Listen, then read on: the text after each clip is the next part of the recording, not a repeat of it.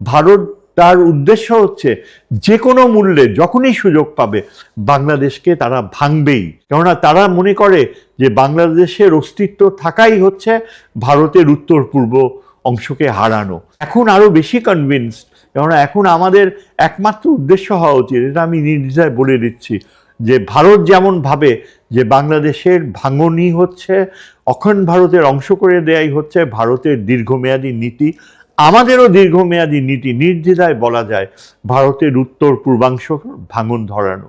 আমাদের অস্তিত্ব জনিত বাধ্যবাধকতা হচ্ছে উত্তর পূর্ব ভারতের স্বাধীনতা সংগ্রামকে সমর্থন দেয়া, এবং এই যে উলফার সাথে যত তাড়াতাড়ি আমাদের সংযোগ স্থাপন হয় ততই আমরা ভারতীয় সামরিক বাহিনীকে ব্যস্ত রাখতে পারবো, ততই আমরা ভারত বাংলাদেশে সামরিক এক্সপিডিশন করার প্রক্রিয়া আরো বিঘ্নিত হবে। কিন্তু আমরা যখন উলফার সমর্থন ছেড়ে দিব বা আসামের যে স্বাধীনতা সংগ্রামের প্রতি সমর্থন ছেড়ে দিব, তখনই কিন্তু ভারতের উদ্দেশ্য হবে বাংলাদেশকে ভেঙে দেয়া। জয়শঙ্কর নিজে বলেছে, একজন ইউরোপিয়ান জার্নালিস্টকে ইন্টারভিউ নেওয়ার সময় সে নিজে বলেছে যে বাংলাদেশ সৃষ্টি ভারতের জন্য একটা বিরাট অভিশাপ। এই বাংলাদেশ সৃষ্টির কারণে আমাদের উত্তর পূর্ব ভারতের নিরাপত্তা বিঘ্নিত হয়েছে। এই ইন্টারভিউটা আপনি যদি খোঁজেন জয়শঙ্করের রেকর্ডসে, আপনি এই ইন্টারভিউটা পাবেন। শেখ হাসিনা যখন ভারতে গেল, এটা খুব দেখা গেল যে দুটা কতগুলো বিবদমান রাজনৈতিক দল ভারতের, যাদের ভিতরে নানা বিভেদ রয়েছে, কংগ্রেস, বিজেপি, কমিউনিস্ট এবং অন্যান্য রাজনৈতিক দল, বাট হাসিনার প্রশ্নে আশ্রয় দেওয়ার প্রশ্নে সব রাজনৈতিক দলগুলো এক হয়ে গেল। এই কি করে এটা সম্ভব হলো? হাসিনাকে দেখেন সবার কাছে কেন এত গ্রহণযোগ্য হাসিনা হয়ে গেল? এটা ঘটেছে প্রথমত, হাসিনা কিন্তু শুধু বিজেপি না, কংগ্রেসের সাথেও তার একটা বিশেষ সম্পর্ক ছিল। কংগ্রেসকে ধরলে, আর তাছাড়া অন্যান্য যে আঞ্চলিক দলগুলো রয়েছে, তারাও কিন্তু দেখলো যে হাসিনা বিপক্ষে অবস্থান নেওয়াটা ভারতীয় স্বার্থের পরিপন্থী হবে, এবং এটা তারা চায় বা না চায়, এটা তাদের একটা ধারণা ছিল যে হাসিনার পক্ষে ফেরত আসাটা সম্ভবপর হবে। সামহাউ দেয়ার ওয়াজ এ ফেইথ যে এখানে বাংলাদেশে বিরাট নিয়ন্ত্রণ রয়েছে আওয়ামী লীগের সামরিক বাহিনীর উপরে এবং আমলাতন্ত্রের উপরে। এটা তারা ধরে নিয়েছিল যে ব্যাপক জনগোষ্ঠী এখনও হাসিনার প্রতি সমর্থন। এই যে বিভিন্ন দলগুলো, বিজেপি ছাড়াও কংগ্রেস সত্যিকার অর্থেই বিশ্বাস করত যে তারা একটা না একটা স্টেজে যে গত 6 মাসের মধ্যে কোনো না কোনো একটা সময়ে অনুপ্রবেশ করবে, ভারতীয় সামরিক বাহিনীও প্রয়োজনে তারা হস্তক্ষেপ করবে, এবং হাসিনা ও আওয়ামী লীগ হয়তো সেনাবাহিনীর একটা অংশের সহযোগিতায় আবার ক্ষমতায় আসবে। এটা তারা সত্যি সত্যি বিশ্বাস করত। এবং আমার ধারণা, আমার মতো কিছু ব্যক্তিরা যারা ধরে নিয়েছে যে ভারতের যে পরিস্থিতি, ভারত যেভাবে চিন্তা করে, এবং ভারতে সবসময় ট্রেডিশনালিও দেখা গিয়েছে যখন বিদেশের সাথে কোনো দ্বন্দ্ব হয়, ভারতের স্বার্থ যখন সেখানে ইনভলভ, সেখানে কিন্তু দলমত নির্বিশেষে সবাই একত্রিত হয়ে যায়। বাংলাদেশকে তারা দেখেছে যে পাকিস্তানের সাথে হঠাৎ করে একটা সম্পর্কের উন্নয়ন ঘটে যাচ্ছে, মার্কিন যুক্তরাষ্ট্রের সাথে সমর্থন রয়েছে এই ইউনূসের সরকারের উপরে। এগুলো তারা লক্ষ্য করে তাদের চিন্তাধারা ছিল যে বাংলাদেশে ভারত নিশ্চিতভাবেই হয়তো সামরিক হস্তক্ষেপ করবে।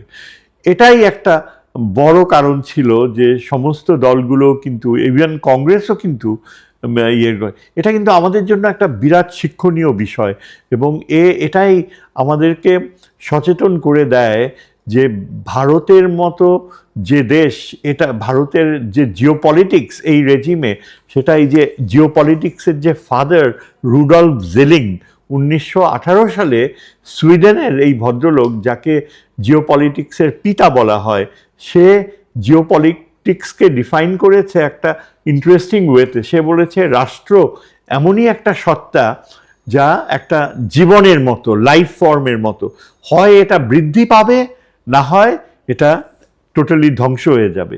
তার যে ডেফিনেশনটা, এটা ওই কলোনিয়াল যুগের ডেফিনেশন, কিন্তু তার যে প্রয়োগ, এটা সিলেক্টিভলি আমরা ভারতের বেলায় দেখতে পাই। আমরা একটা জিনিস ক্লিয়ারলি বুঝতে পেরেছি যে ভারত কিন্তু বাংলাদেশের অস্তিত্ব, যখনই ভারতের উপর আমরা আস্থা রাখবো, হাসিনার মতো ভারতের উপর যে অনেক বেশি নির্ভরশীল হবে, তখনই কিন্তু ভারত বাংলাদেশের অস্তিত্বের জন্য একটা হুমকি হয়ে দাঁড়াবে। এবং এটা কিন্তু ক্লিয়ারলি জয়শঙ্কর নিজে বলেছে, একজন ইউরোপিয়ান জার্নালিস্টকে ইন্টারভিউ নেওয়ার সময় সে নিজে বলেছে যে বাংলাদেশ সৃষ্টি ভারতের জন্য একটা বিরাট অভিশাপ।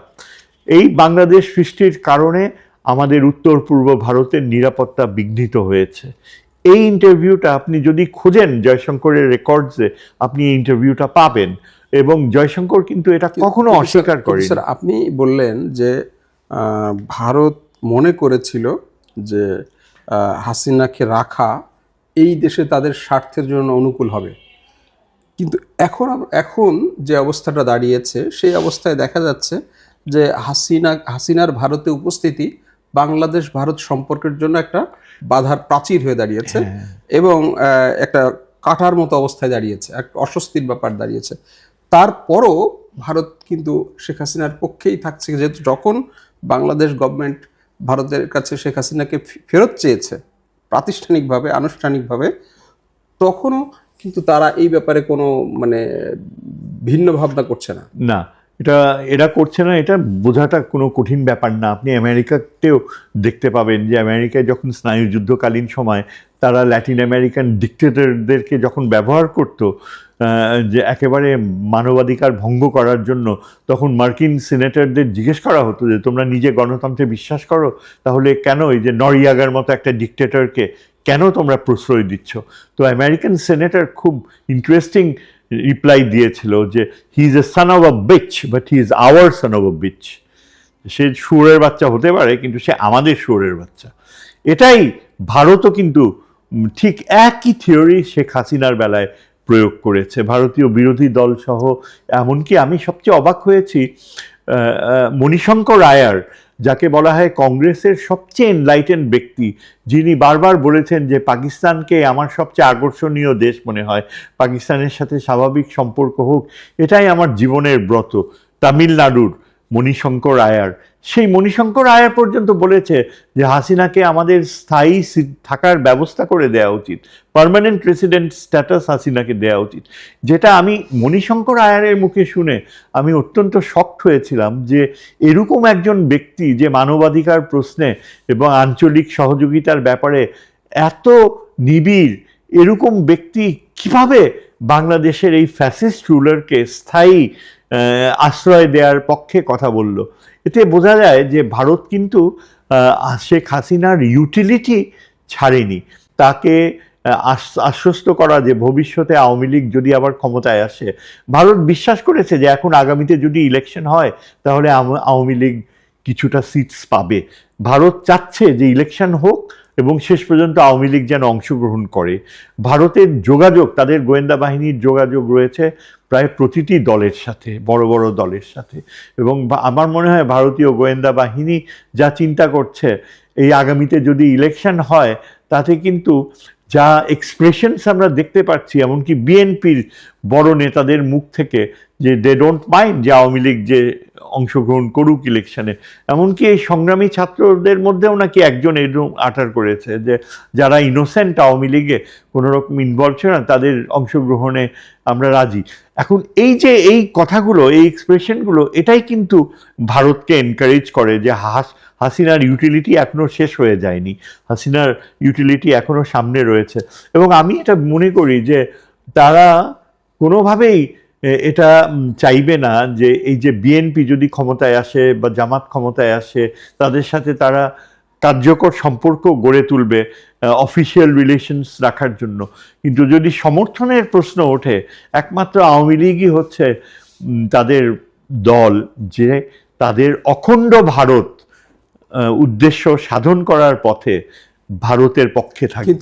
কিন্তু স্যার, একটা বিষয় সেটা হলো যে বাংলাদেশে হাসিনার সময় যে সমস্ত মানে রাষ্ট্রদূত, ভারতীয় রাষ্ট্রদূত বাংলাদেশে ছিল, আপনি জানেন তাদের নাম, তাদের বাংলাদেশ সম্পর্কে ভালো ধারণা আছে, বাংলাদেশের সব সম্পর্কে রিসেন্টলি বাংলাদেশ থেকে গিয়েছে। তারা সবাই একটা নেক্সাস করে দেখা যাচ্ছে যে শেখ হাসিনার পক্ষেই কথা বলছে, যারা হয়তো সত্যিকার পক্ষে যেহেতু তাদের একেবারেই মানে মানে অভিজ্ঞতা রয়েছে, তারা ভারত সরকারকে মানে নিকটতীত অভিজ্ঞতা রয়েছে, তারা ভারত সরকারকে মানে দিতে পারতো, সুপরামর্শ দিতে পারতো, কিন্তু তারা একটা নেক্সাস হয়ে হাসিনার পক্ষে বা তাদের পক্ষে দাঁড়িয়েছে, বর্তমান সরকারের চরমভাবে বিরোধিতা করছে। এটা কি এটা হচ্ছে আমার ধারণা যে ভারতীয় রাষ্ট্রদূত সহ ভারতীয় আমলাতন্ত্র এরা ওই যে কলোনিয়াল মডেলে তারা সবসময় তাদের নীতি ছিল শাসক যা শুনতে চায় সেটাকেই আমি গোয়েন্দা বৃত্তির খবর বলবো। এই চর্চাটা কিন্তু আমেরিকাতেও রয়েছিল। সিআইএ, তারপর এফবিআই, এরা যখন রিপোর্ট করতো প্রেসিডেন্ট বুশ, প্রেসিডেন্ট এই যে রেগান, তারপর রিপাবলিকান প্রেসিডেন্টরা যখন ক্ষমতায় থাকতো বিশেষত, তারা ওই গোয়েন্দা বাহিনী সবসময় ফ্যাব্রিকেটেড গোয়েন্দা তথ্য তৈরি করত, যেটা শুনলে শাসক খুশি হবে। যেমন ইরাক যে একটা আণবিক অস্ত্র তৈরি করছে, এই মিথ্যা কথাটা আমেরিকান গোয়েন্দা বাহিনী বারবার প্রচার করত এই প্রেসিডেন্ট বুশের কাছে, বুশ জুনিয়র বা রেগানের কাছে বা এই যে ট্রাম্পের কাছে। এখানেও তাই হয়েছে। ভারতের যে রাষ্ট্রদূত যারা ছিল তাদের মধ্যে সবচেয়ে নোটোরিয়াস হচ্ছে এই বিনা সিকরি। এই মহিলা বাংলাদেশের, ভারতে যদি কোনো কূটনীতিক বাংলাদেশের রিয়েল এনিমি হয়ে থাকে, বিনা সিকরি হচ্ছে সব শ্রেষ্ঠ বাংলাদেশের শত্রু। এই বিনা সিকরি এখন একটা জামিয়া উলেমা ইউনিভার্সিটি, সেখানে অধ্যাপনা করছে।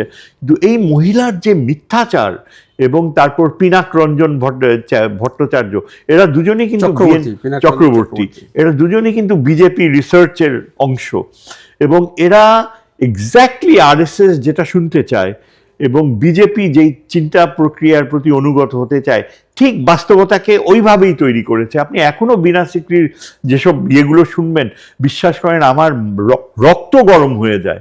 আমাকে যদি চয়েস দেয়া হয় যে আপনি মৃত্যুদণ্ড যদি দিতে হয় ভারতের কাউকে, হাসিনার সাথে যদি ফায়ারিং স্কোয়াডে দিতে হয়, আমি হাসিনার সাথে বিনা সিকরিকে পিক আপ করবো।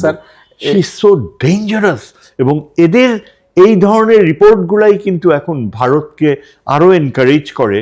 তারা ওই যেটা আমি বললাম রুডল্ফ জেলিংয়ের তত্ত্ব, যে একটা রাষ্ট্র হয় আরেকটা রাষ্ট্রকে গিলে ফেলবে, হয় আপনি গিলে ফেলবেন, না হয় নিজেই মৃত্যুবরণ করবেন। বাংলাদেশ ভারতের সম্পর্ক কিন্তু ওই স্টেজে গিয়েছে। সহ অবস্থান আমাদের জন্য অসম্ভব। ভারত তার উদ্দেশ্য হচ্ছে যে কোনো মূল্যে যখনই সুযোগ পাবে বাংলাদেশকে তারা ভাঙবেই।